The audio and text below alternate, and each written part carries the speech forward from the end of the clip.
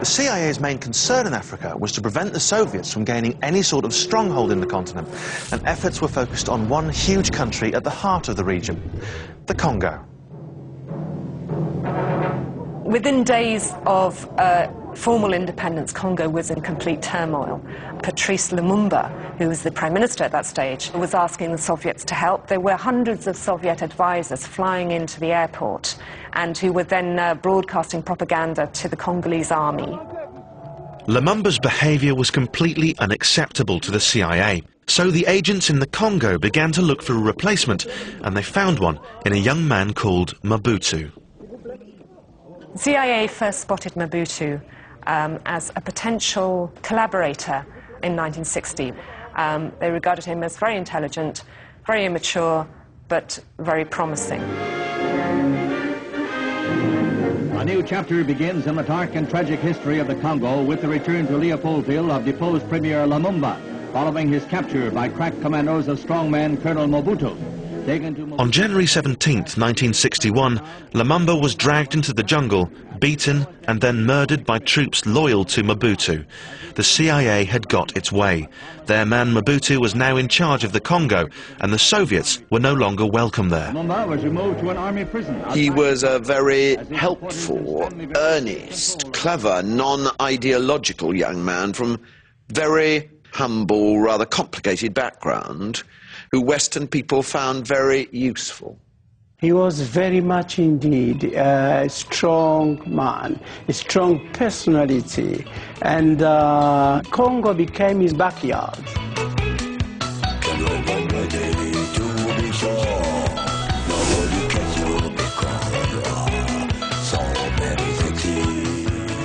He had everything for himself. He controlled everything himself.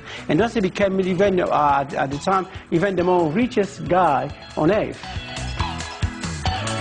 Over his lifetime, he was reckoned to have taken 4 billion, equivalent to half of the Congo's GDP.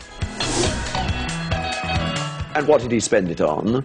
Lots of quote-unquote palaces, which included a whole compound in Gabadalite. It looked like Disney, but it cost a great deal of money.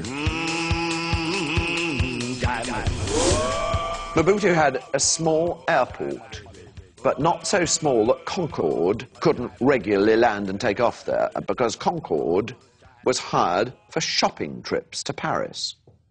There is no question that the CIA knew the order of theft. Of course they knew.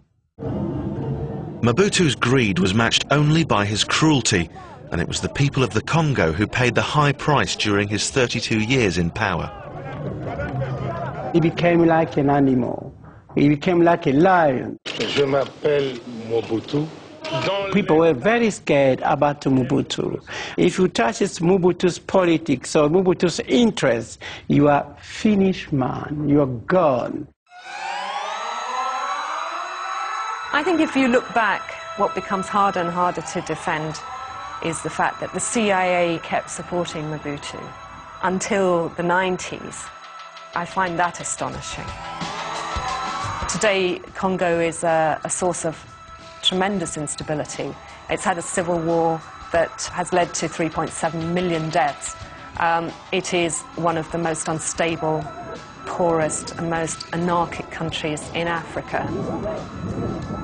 I've now spent 10 years in Africa, and every African I've ever met believes that if something happens in his country that is negative and damaging, the CIA was behind it.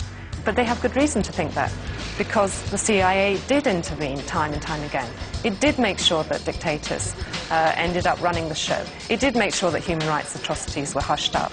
So the paranoia that is still there, which makes every African you meet think that the CIA is probably behind that, is completely justified.